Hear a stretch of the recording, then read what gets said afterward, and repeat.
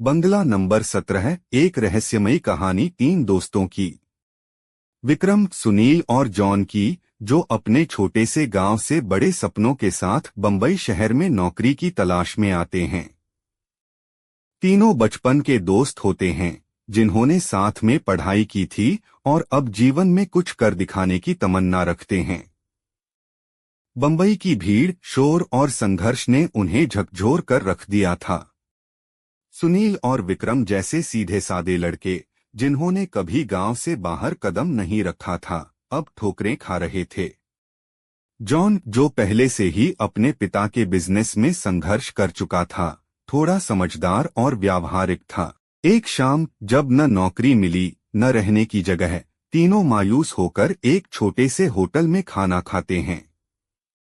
उनके पास ज्यादा पैसे नहीं होते, बस 2-3 दिन की व्यवस्था कर रखी थी, इस उम्मीद में कि कोई चमत्कार होगा। पर चमत्कार की जगह मिला उन्हें निराशा। हार कर तीनों एक आलीशान सी बिल्डिंग के बाहर बैठ जाते हैं। वहां का चौकीदार उन्हें डांटता है, लेकिन उनकी हालत देखकर तरस खाता है। चौकीदार उन्हें एक परिचित के पास भेजता है, जो बंगला नंबर 17 की देखरेख करता है, और बताता है कि मालिक 2 महीने के लिए विदेश गए हैं, तब तक वे वहां रह सकते हैं। बंगला बेहद सुंदर और शांति से भरा होता है। तीनों राहत की सांस लेते हैं। लेकिन यहीं से कहानी मोड़ लेती है। रात को 12 बजे विक्रम की नींद खुलती है और वह खुद को बंगले के एक तहखाने में पाता है। वहां एक औरत के रोने की आवाज आती है।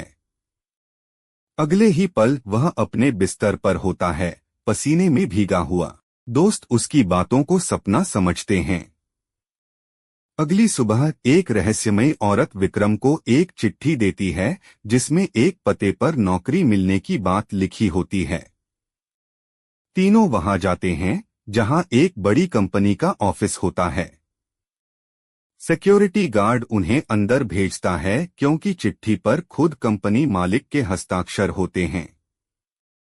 विक्रम बॉस के कमरे का पासवर्ड जानता है, जिसे देखकर मैनेजर हैरान हो जाता है।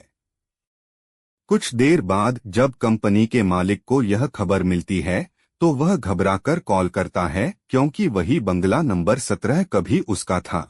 वह बंगला जहां उसने अपने अफेयर की एक लड़की को दफनाया था, जिससे उसका रिश्ता था, और जिसे एक हादसे में मारकर दफनाया गया था। असल में विक्रम जब बंगले के उस हिस्से में गया था जहां लड़की दफन थी, तब उसकी आत्मा ने विक्रम के शरीर में प्रवेश कर लिया। अब वह आत्मा विक्रम के जरिए बदला लेने निकली थी। विक्रम बेहोश होकर बॉस के चैम्बर में मिलता है, लेकिन तब तक बहुत देर हो चुकी होती है। बॉस के सारे काले राज इंटरनेट पर वायरल हो चुके होते हैं। विदेश से ही उसकी गिरफ्तारी हो जाती है और उसकी सच्चाई दुनिया के सामने उजागर हो जाती है। लड़की की आत्मा को अब शायद शांति मिल चुकी थी। तीनों दोस्त उस बंगले को कभी न भूल पाने वाला बुरा सपना मानकर उसे छोड़ देते हैं और नई शुरुआत की ओर बढ़ते हैं।